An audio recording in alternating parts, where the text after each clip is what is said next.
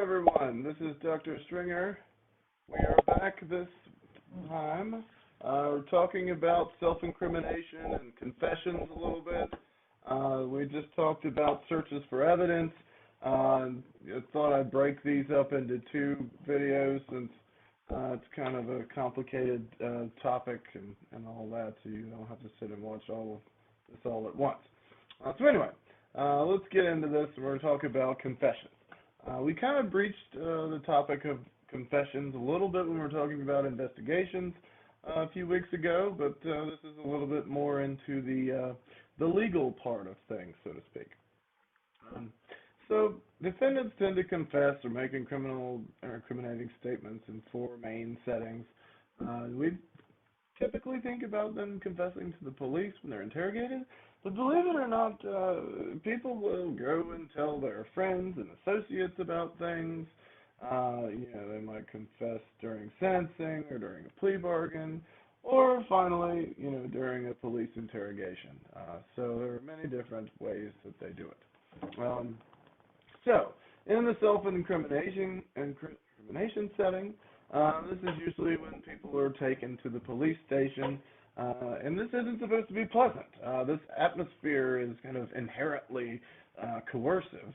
If you're brought to the police station and being held there, especially if you're interrogated for 10 hours and things like that, eventually you might just say whatever the person wants you to say to get out of the room. And then you don't realize that they're just going to move you to another room with bars. But that does tend to happen. I think I mentioned when we were talking about interrogations before that very rarely anymore does the whole beating and coercing people that way happen, except for on TV. It's very much more of a psychological game these days. For those of you that are interested, there's a good video. The First 48 by Ken Penrod, and then there's another one on Inside the Interrogation Room, and sometimes I'll show these to students too, just to get kind of an idea of how these things go, trying to coerce people into confessing, so to speak. Anyway, so there's three main reasons why most people support interrogations. One being that many crimes will go unsolved without the information gained through interrogations. A person, might go free, less refined methods, they don't have to use those, and as I said, they often don't anymore. And every department I've seen these days, nowadays, all these things are being recorded. So if the, detective is in there beating the person to get them to confess, then obviously it's all going to be recorded. And these things, the beating people and stuff is what leads to a lot of false confessions as well. So it's not really a very reliable confession.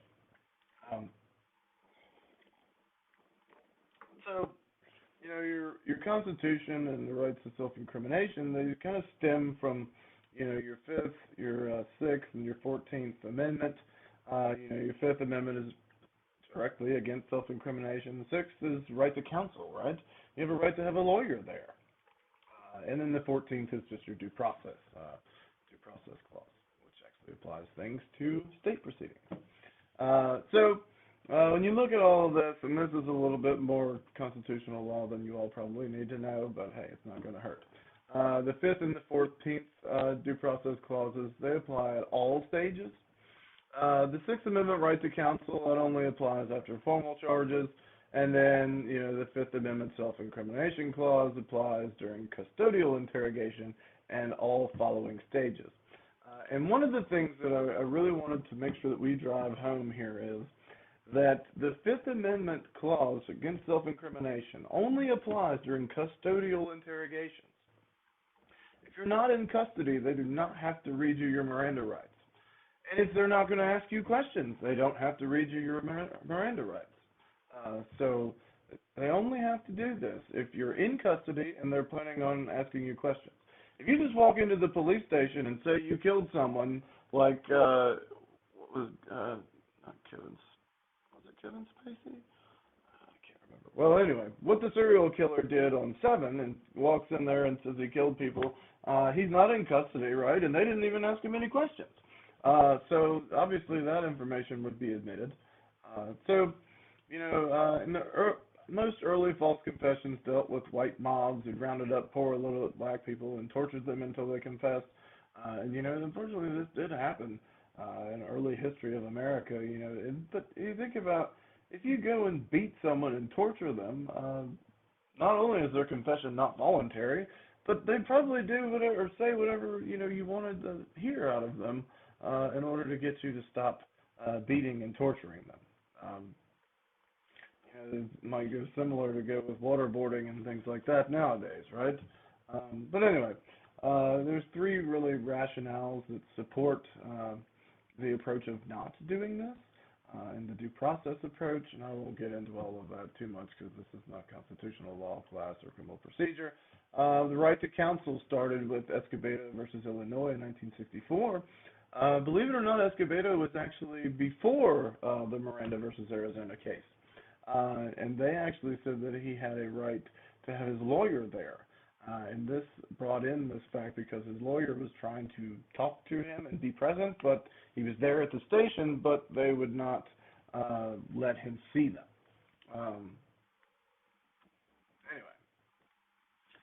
But then 2 years later, they shifted to this kind of bright line approach in Miranda versus Arizona in 1966, where they said that anyone who is being interrogated in custody has to be read these rights as they are written here. That you have the right to remain silent, anything you say can only be used against you, you have the right to talk to the lawyer, yada, yada, yada. You can decide or exercise these rights. If you can't afford a lawyer, we'll appoint you one. These are read verbatim to each person. And then they say, well, do you understand each of these that I've explained to you? And having these in mind, do you wish to talk to us now? So most people will actually talk. And that's something to think about. Detectives are very coercive at getting people to talk to them. They want them to talk. And detectives often say that the people want to talk to the detectives too because they want to know what it is the detectives know. So detectives will also often frame it as, well, I really want to talk to you and I want to hear your side of the story. But in order to do that, I've got to read you what's known as your legal warning, right? And so they'll try to convince them to waive their rights. And they're allowed to convince them a little bit to try to, get them to do it. I don't know how ethical that is, but in the end of the day, this is the way it works. So claiming a violation of this, you have to note the Fifth Amendment essentially says that no person shall be compelled in any criminal case to be a witness against himself. So essentially, if you've waived these rights, then it doesn't matter, right? Because you've waived them. So then they are allowed to compel you because, you've waived the right to this. It's just like searching the cars. People that know that they have, illegal substances in their vehicle, and the police ask if they can search it, but then, then they go and search it and find the drugs or whatever it is that they knew was there. It's very similar to this. I don't know, can you really blame the police for taking advantage of the people's lack of making good decisions in the interest of solving crimes? With searches, it tends to be more, drug enforcement and things like that. So, I don't know. Those of you that don't know my position on this matter, I am much more, I don't really care that much about the victimless crimes, to be honest. I think we should probably just let people do drugs if they want to do drugs and not burden the criminal justice system with it. But when it comes to your rapes and robberies and murders and things like that, this person's actually gone and harmed someone, and these are the things that you're dealing with when you're dealing with these custodial interrogations. Most of the time, the detectives, if they've caught you with drugs, they don't care if you confess or not because you've been caught with the drugs. They don't need you to confess. So there's things to think about, right? So testimony, you can't force them to be a witness. The Fifth Amendment protects testimony, not physical evidence like blood, hair, DNA, and all that kind of stuff. They actually need to get a warrant to get blood and hair and most of that kind of stuff, unless you give it to them willingly. Now, of course, you can do that, but stuff like that would be considered more of a search, right? If they extracted it directly from you. Now, if during the time that you're in the interrogation room, they give you some coffee, and then you drink out of that coffee cup, and then they take that coffee cup and then go analyze your DNA from the saliva in the coffee cup, is that legal? Sure. So they can get your DNA that way. You know, people lose. Some of my hair might fall out. If your hair falls out off your head, you know, and is on the floor and they pick it up, you know, that's not a search or, you know, coerced confession. So, you know, it's something to think about, right? To be compelled to give testimony, and this is considered by the totality of the circumstances. So, according to due process, the confessions must be both voluntary and knowing. You have to know that you're waiving your rights and be doing so voluntarily, which is why police have to read them their rights and then make sure that they know them and then get them to waive them. So the main reason for this bright line rule that you have to read people their rights is if they're in custody is because the Supreme Court recognizes that, you know, being at the police station where you're not free to leave, and being, you know, interrogated by skilled police officers is an inherently coercive environment. So they need to read you your rights because by being there and talking to you, they're coercing you. So I've already read you these rights, so I won't, you know, bore you all with that too much. There's some additional bright line rules that if at any time during the interrogation a person says they want to talk to their lawyer, then you have to stop. Now, if they say, I don't know, maybe I should talk to the lawyer or something like that, that's not saying that you want your lawyer. That's just indicating a thought. So if you're just saying you're thinking about it, then hey, well, I don't know. But then again, on the other hand, you might want to clarify that because the court might say, well, we want you to prove that they, you know, didn't actively say they wanted their lawyer, right? Statements that are obtained after this will often be excluded. And they're not supposed to be punished for asserting their right to remain silent. So that's an important thing. So some people think, too, and this is another myth, that police must read you your Miranda rights when you're arrested, automatically, that they must do it. And many police departments do that when they take you into custody, but they don't have to. And some people think that, oh, well, you'll get your case dismissed if they didn't read your rights. No, that's not true. You know, there's many cases, like say you've caught someone for drunk driving. You have they've done the field sobriety test, they've taken the breath test, you know, you've caught the smell of alcohol, all these other things.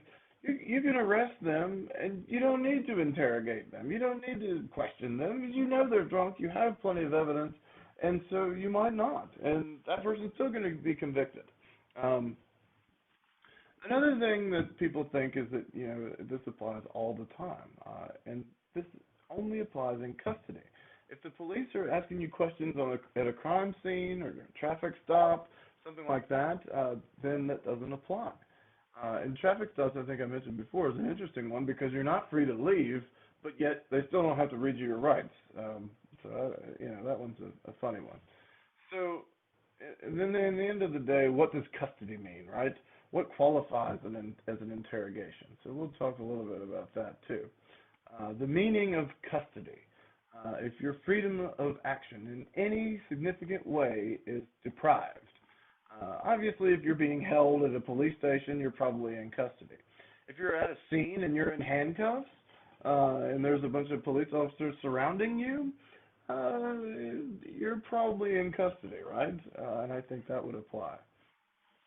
And they, like I said, they will decide this based upon the totality of circumstances, whether the officers had probable cause, whether they intended to detain the suspect, whether the suspect believed their freedom was restricted, whether the investigation had focused on the suspect, the language officer used for physical surroundings, evidence of guilt, how long were they detained, um, amounts and kinds of pressure used by officers to detain the suspects, all these things. I forget what this guy was about. This guy was answering questions by the ATF.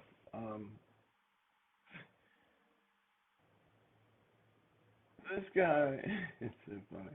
So the Montana Fish and Wildlife search warrant to search David Roberts' home and evidence of illegal hunting while they were searching. He called his girlfriend from work and was informed of the search and was asked if he could come to the Fish and Wildlife office to answer some questions. He went to the office and he was even given the Miranda warnings and answered some questions.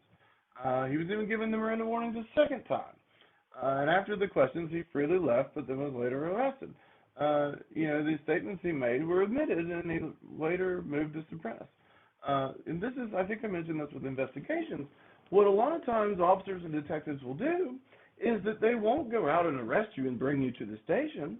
They'll get you to come to the station of your own free will, and then ask you questions then. And these guys even gave him his Miranda warnings, even though they didn't have to. Even though he came down there freely. And so the Montana court said that this was not a custodial interrogation, and so the statements were allowed to stand. So even if they hadn't read him his Miranda warnings 2 times, he still would not have been in custody, so it wouldn't have mattered anyway. So that was kind of a frivolous suit, but I thought it was an interesting thing to think about. Um, So, like I said, drivers during routine traffic stops, this doesn't apply.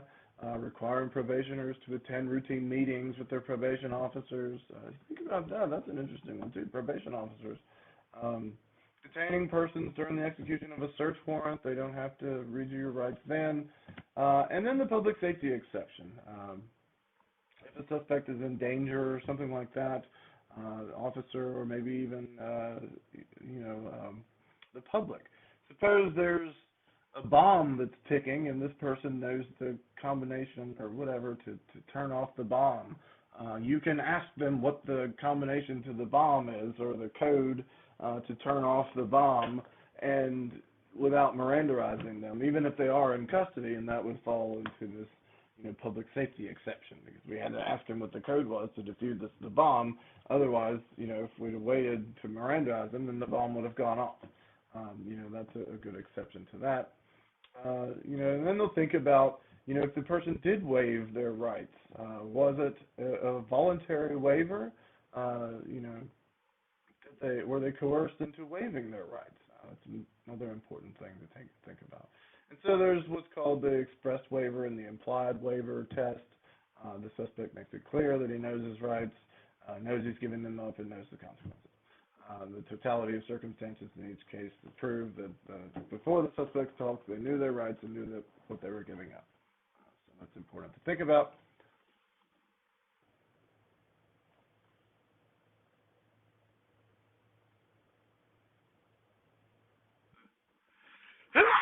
Excuse me. Yeah, it took a second for the sneeze to come in there. Okay. And so these are things that they'll think about with the totality of circumstances with waiver tests. The court has made it clear, though, that even if you're being silent, that doesn't mean that you want to assert your Fifth Amendment rights to remain silent. So that's an interesting thing to think about as well. I won't dwell on all of these things very much because this is just a small part of this week.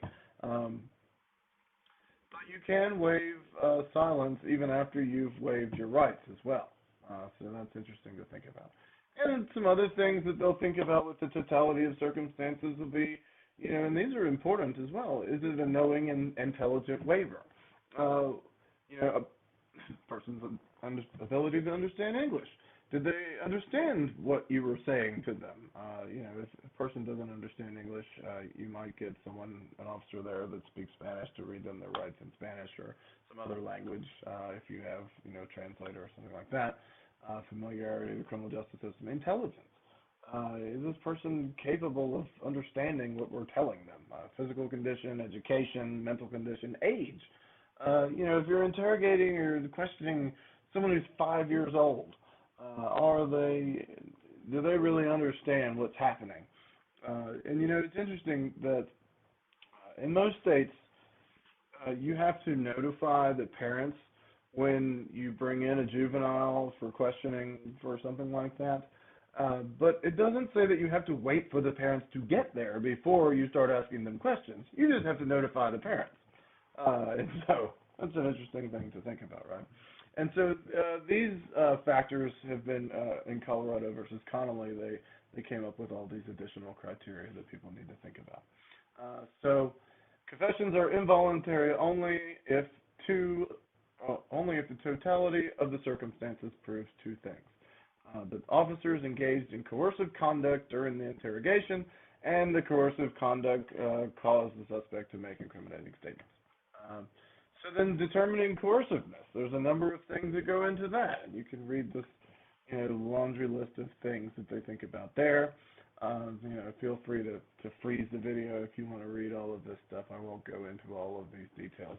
And courts have ruled that none of the following actions cause suspects to confess.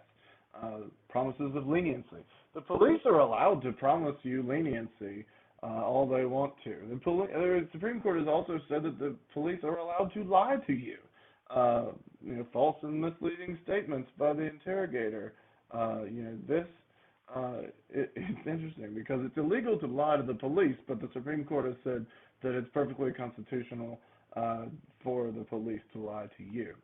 And the logic being that it doesn't matter, the police could lie to me and say things all day. I'm still not going to admit that I murdered someone last night because I didn't. And so I don't know how ethical that is either, but in the end of the day, that's what they've said. So I'm just telling you all what's going on here. Appeal to the defendant's motions, stuff like that, is all perfectly fine. Reforms to reduce false confessions. People have been exonerated with DNA, in recent years who actually gave confessions to the offense. It's fascinating, and we're absolutely positive that those people were coerced into giving those, confessions. And so, reducing the length of time in custody could help that. Eliminating police use of false information could help too. Recording interrogations and confessions. And like I said, they're almost always recorded these days, especially if they're at the station. And nowadays, even with body cameras, those things are being recorded even when they're taking place out on the streets. So that was all that I have about, confessions. And we will pick up next week, and I will bid you all a good week. Please don't forget to do your discussion boards and your quizzes, and I'll talk to you next time. Thanks.